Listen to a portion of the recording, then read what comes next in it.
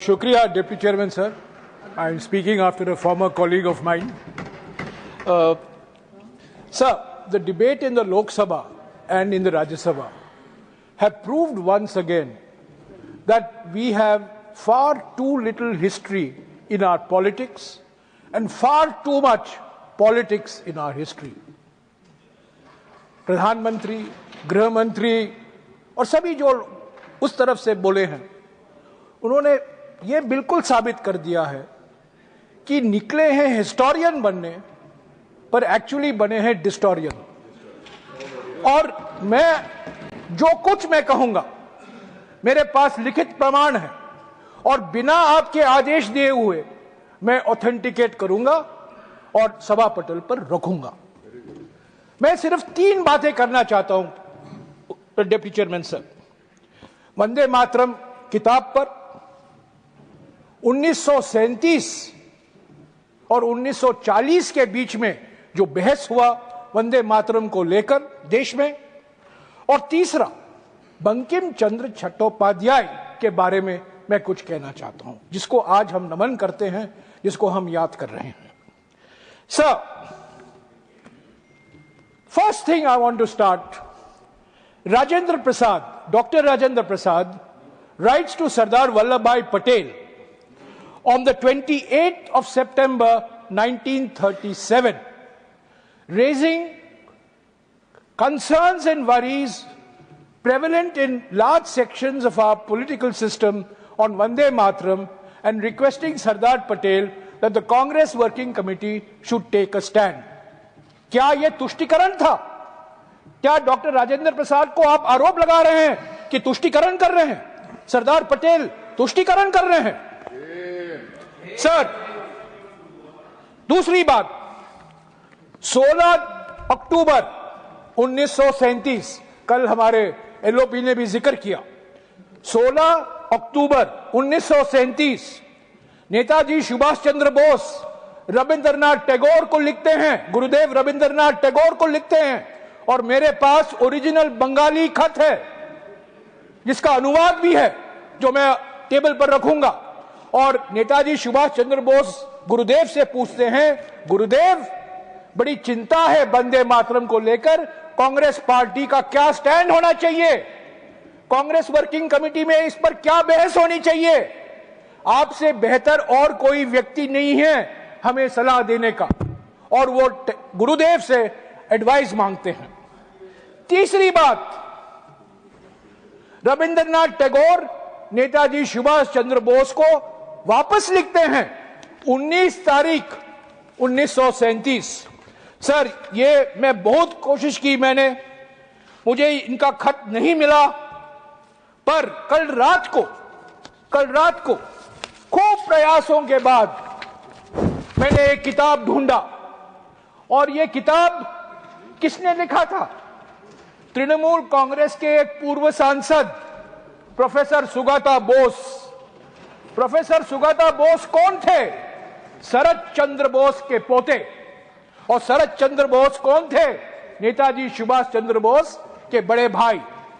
और इस किताब में सुगाता बोस, जो नेताजी रिसर्च ब्यूरो के डायरेक्टर हैं कोलकाता में, उन्होंने गुरुदेव रविंद्रनाथ टैगोर का जवाब दिया है अंग्रेजी में। मैं पढ़ूंगा नहीं, ऑथेंटिकेट करके रखूंगा।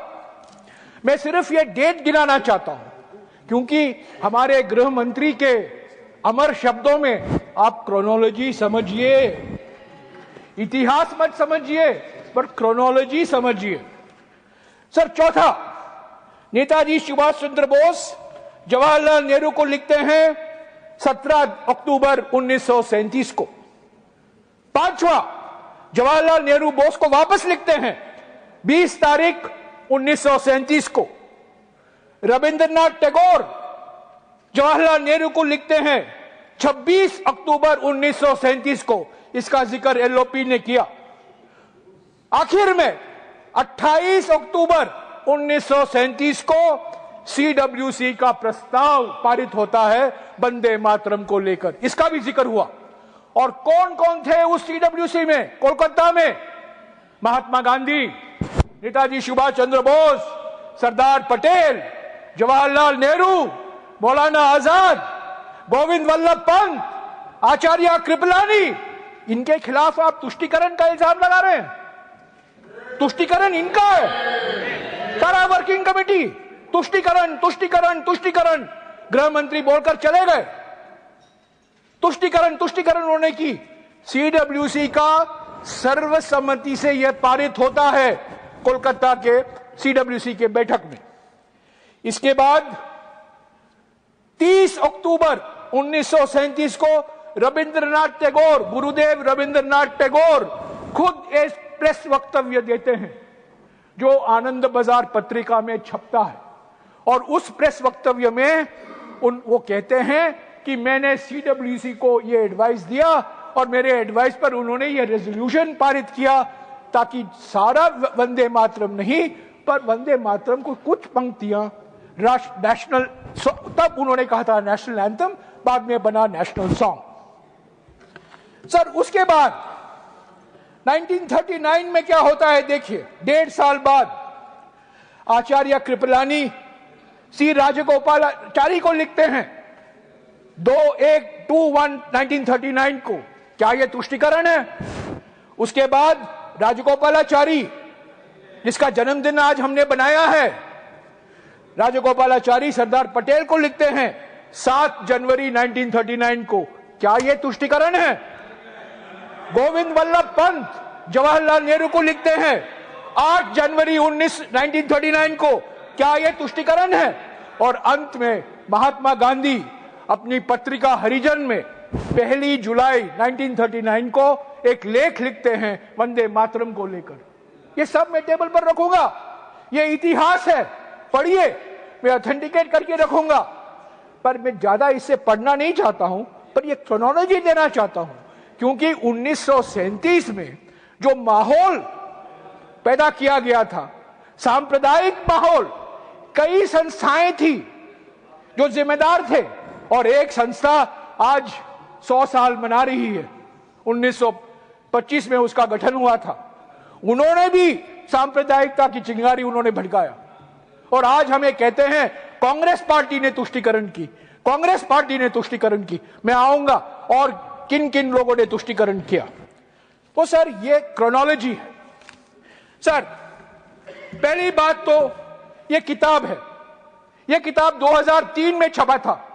इस किताब का नाम है वंदे मातरम, और इसके लेखक एक प्रसिद्ध इतिहासकार सब्यसाची भट्टाचार्य। सब्यसाची भट्टाचार्य विश्व भारती के वाइस चांसलर थे। वो Indian council of historical research के अध्यक्ष थे, और सर विदेश मंत्री बैठे हुए हैं। सब्यसाची भट्टाचार्य उसी विश्वविद्यालय में प्रोफेसर थे जिस विश्वविद्यालय में हमारे ज्ञानी वित्त मंत्री, हमारे ज्ञानी विदेश मंत्री और हमारे जेडीयू के नेता संजय झा पढ़े थे। और यह किताब सब्यसाची भट्टाचार्य ने लिखा है। सब्यसाची का माने क्या है? डिप्टी चेयरमैन सर, इनको जानना चाहिए। सब्यसाची नाम विष्णु का एक नाम है, विष्णु सहस्त्र नामम में आता है। सब्यसाची का अर्थ है जो बाएं हाथ से तीर मारता है और दूसरे दाएं हाथ से भी मारता है, 2 हैंडेड। सब्यसाची भट्टाचार्य 2 हैंडेड इतिहास थे। वो लेफ्ट के नहीं थे, राइट के नहीं थे, वो एक सचमुच बुद्धिजीवी थे। और उन्होंने ये किताब लिखी, और मैं सारे सांसदों को आज रात तक ये किताब पहुंचा दूंगा। ये 150 पेज का किताब है, पढ़िए इसका इतिहास क्या है। सब्यसाची भट्टाचार्य लिखते हैं कि 1875 में पहला वंदे मातरम लिखा गया। उसके बाद में जब आनंद मठ प्रकाशित हुआ 1882 में, उसमें और पंक्तियां जोड़ी गई, और पंक्तियां जोड़ी गई, यानी कि 1875 में एक वंदे मातरम था और 1882 में उसको और ज्यादा बड़ा किया गया। तो ये सब्यसाची भट्टाचार्य किताब में बहुत सारी चीज है इतिहास को लेकर। क्यों ये राष्ट्रगीत बना, किस माहौल में इसका ट्रांसलेशन हुआ, सभी भारतीय भाषाओं में इसका विवरण है। सो मैं गुजारिश करूंगा डिप्टी चेयरमैन सर, सभी सदस्य इसको पढ़ें मेरा जो मैं कह रहा हूं उस पर विश्वास मत रखें, पर ये जो प्रोफेसर कहते हैं जिन्होंने हमारे विदेश मंत्री को इतिहास पढ़ाया है, हालांकि आज वो इतिहास ये भूल गए हैं, वित्त मंत्री को पढ़ाया है, हमारे जेडीयू के अध्यक्ष को पढ़ाया है, उसी अध्यापक की एक किताब पढ़िए। सर, मैं दूसरी बात कहना चाहता हूं बंकिम चंद्र चट्टोपाध्याय के बारे में। सर, बंकिम चंद्र चट्टोपाध्याय के बारे में बहुत चीजें कही गई हैं, पर क्या आप लोग सब जानते हैं कि 1876 को 1876 को एक संस्था का गठन हुआ कोलकाता में, महेंद्र लाल सरकार, सुखेंदु बाबू जानते हैं, 1876 में Indian association for the cultivation of science, और उसके जिम्मेदार बंकिम चंद्र चट्टोपाध्याय थे। उन्होंने पूरा प्रयास किया ये Indian association for cultivation of science बने, और इसी Indian association of cultivation for science में काम करके भारत का पहला विज्ञान में नोबेल पुरस्कार सीवी रामन को मिला। सीवी रामन ने और अमेरिका में काम नहीं किया, इंग्लैंड में काम नहीं किया, कोलकाता के Indian association of cultivation of science में किया, जिसकी स्थापना करने में महेंद्र लाल सरकार और बंकिम चंद्र चट्टोपाध्याय का बहुत बड़ा योगदान था। तो बंकिम चंद्र चट्टोपाध्याय जी कहते थे विज्ञान और आध्यात्मिकता दोनों का संगम, दोनों का मिलन होना जरूरी है। सर, ये आनंद मठ किताब है, मैं बंगाली पढ़ नहीं सकता हूं, पर मैं अंग्रेजी में पढ़ा हूं, और इसमें इंट्रोडक्शन में कहा जाता है, there is an incident worth recalling. There was a wedding party at the Calcutta home of Ramesh Chandra Dutt, a literary disciple of Bankim Chandra Chattopadhyay. The young Tagore, Rabindranath Tagore, was a guest, and Chatterjee was the guest of honor. When the party had settled down, Tagore introduced himself to Chatterjee and sat at the great man's feet. Dutt, himself a big name in the world of literature, made a speech in praise of Bankim Chandra Chattopadhyay and placed a garland of flowers around the great novelist's neck. Suniye sir, to the surprise of the other guests, Chattopadhyay ji removed the garland and placed it around the neck of the young Tagore. The garland really belongs to him, Bankim said. I am the setting sun. He is now the sun rising, Ramesh. Have you read his Sandhya Sagar? Sir, आज नेहरू का बदनाम सिर्फ नेहरू का बदनाम नहीं हो रहा है, ये रविंद्रनाथ टैगोर का बदनाम हो रहा है। ये सरकार क्या कर रही है? बंकिम चंद्र चट्टोपाध्याय बनाम रविंद्रनाथ टैगोर, ये क्या है? ये क्या मजाक कर रहा है? गुरुदेव रविंद्रनाथ टैगोर का अपमान, गुरुदेव रविंद्रनाथ टैगोर का बदनाम, निकले हैं नेहरू जी का अपमान करने, पर असली बात है इन्होंने रविंद्रनाथ टैगोर, गुरुदेव रविंद्रनाथ टैगोर, जनगण मन के लेखक, गीतांजलि के लेखक, नोबेल पुरस्कार 1913 में उनका अपमान किया है, और कहते हैं नेहरू ने तुष्टीकरण किया। सर, बंकिम बाबू के बारे, बंकिम चंद्र चटर्जी के बारे में आखिरी वक्त, उन्होंने बंगला में, बंगा दर्शन में 1880 और 1885 के बीच में कुछ लेख लिखे। वो बंगाली में तक ही सीमित थे।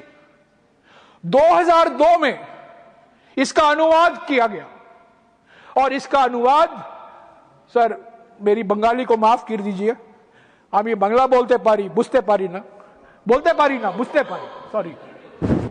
इस किताब का नाम है इक्वालिटी। सौम्यो सौम्यो सौम्यो सौम्यो सौम्यो इक्वालिटी। इसका अनुवाद किसने किया सर? बिबेक डिब्रॉय। बिबेक डिब्रॉय कौन है? जाने माने अर्थशास्त्री, प्रधानमंत्री इकोनॉमिक एडवाइजरी काउंसिल के चेयरमैन, मेरे अच्छे मित्र थे। दुर्भाग्यपूर्ण उनका देहांत हो गया, पर बिबेक डिब्रॉय ने ये किताब लिखी है, और इसमें बंकिम चंद्र चट्टोपाध्याय कहते हैं भारत की सबसे बड़ी समस्या जातिवाद समस्या है। हमारा इतिहास जातिवाद का इतिहास है और इतिहास में सिर्फ 3 ऐसे व्यक्ति हैं जिन्होंने इक्वालिटी की बात की है, गौतम बुद्ध, जीसस क्राइस्ट और जॉर्ज जैकस रूसो, जो फ्रेंच रेवोल्यूशन के प्रेरणा स्रोत थे। तो आज जब हम बंकिम चंद्र जी को याद करते हैं, इस बंकिम चंद्र को भी याद कीजिए जो विज्ञान और आध्यात्मिकता के बीच में मिलन की बात करते थे। वही बंकिम चंद्र जी जिन्होंने यह सौम्य लिखा जिसमें कहा गया है कि भारत के समाज पर शाप है, भारत की संस्कृति पर जातिवाद एक भयंकर शाप है, उसको तो आप भूल जाते हैं और वंदे मातरम का मंत्र जपते रहते हैं। सर आखिर में मैं 2 मिनट में खत्म कर देता हूं। सर तुष्टीकरण गृह मंत्री और मेरे बाद हमारे लीडर ऑफ द हाउस, फर्क यही है गृह मंत्री और लीडर ऑफ द हाउस में कि गृह मंत्री अपने चेहरे पर नाराजगी दिखाते हैं तुष्टीकरण जब कहते हैं, पर लीडर ऑफ द हाउस हंस के तुष्टीकरण कहेंगे। तो हमें चुभता नहीं है इतना, पर मुझे कोई शक नहीं है कि वो भी तुष्टीकरण की बात करेंगे। सर तुष्टीकरण का माने क्या है सर? जब श्यामा प्रसाद मुखर्जी AK फजलुल हक के साथ कोएलिशन गवर्नमेंट का एक अंग बनते हैं, वही फजलुल हक जो 23 मार्च 1940 को पाकिस्तान रेजोल्यूशन मूव करता है लाहौर में, वो तुष्टीकरण नहीं है। वही श्यामा प्रसाद मुखर्जी जिसके कहने पर हिंदू महासभा सिंध और नॉर्थ वेस्ट फ्रंटियर प्रोविंस में मिलीजुली सरकार बनाती है, वो तुष्टीकरण नहीं है। जब 4 जून 2005 को भारत रत्न, सर 2 मिनट में सर 2 मिनट समाप्त करें। नहीं, I have no speech sir, 2 minute में खत्म कर रहा हूं क्योंकि समय लिमिटेड है। प्लीज सर बैठिए सर, मैं चुपचाप यहाँ 10:30 से रात तक बैठा रहता हूँ, मुझे 2 मिनट का टाइम दीजिए। मैं आग्रह कर रहा हूं। 4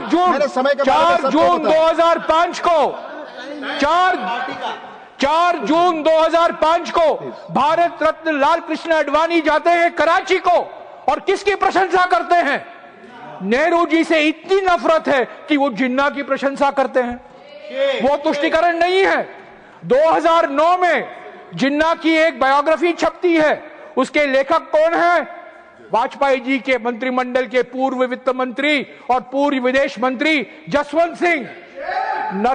नेहरू से इतनी नफरत कि आप जिन्ना को गले लगाओगे। आपने लिख कर दिया तो सर प्लीज नो, मैं यही कहूंगा सर, प्लीज भाई आप सर मैं देख रहा हूं, please do not discuss with me please. Sir मैं यही कहूंगा अंत में, बहुत सारी चीजें कही गई हैं, हमें इतिहास पढ़ाया गया है विभाजन के बारे में, इमरजेंसी के बारे में, उसके बारे में मैं कुछ नहीं कहूंगा, अलग से उस पर बातचीत करेंगे। पर एक ही बात कहूंगा कि इस पूरा डिबेट का मकसद नेहरू को बदनाम करने के लिए है। इस पूरा ये एक प्रोजेक्ट का अंग है और ये प्रोजेक्ट इतना भयंकर प्रोजेक्ट है कि एक सीधा साधा विनम्र सोबर रक्षा मंत्री भी इसके जाल में आ जाता है और रक्षा मंत्री भी बहुत कुछ बोलते रहते हैं जिसका कोई ऐतिहासिक प्रमाण नहीं है। तो deputy chairman sir, Vande Mataram, हर एक कांग्रेस का सेशन वंदे मातरम गीत गाया जाता है। 1937 में रविंद्रनाथ टैगोर के मशवरे, उनके सलाह पर, उनके विचार के आधार पर यह रेजोल्यूशन पारित किया गया। महात्मा गांधी सहमत थे, नेताजी सुभाष चंद्र बोस सहमत थे, सरदार पटेल सहमत थे, जवाहरलाल नेहरू सहमत थे, गोविंद वल्लभ पंत सहमत थे। और आप जो नेहरू जी का नाम बार बार ले रहे हैं, असली बात यह है कि आप अपमान कर रहे हैं वो लोग जिन्होंने स्वतंत्रता के लिए अपनी कुर्बानी दी, जब आप लोग ब्रिटिशरों के साथ मिलजुल कर काम करने के लिए तैयार थे। शुक्रिया डिप्टी चेयरमैन साहब।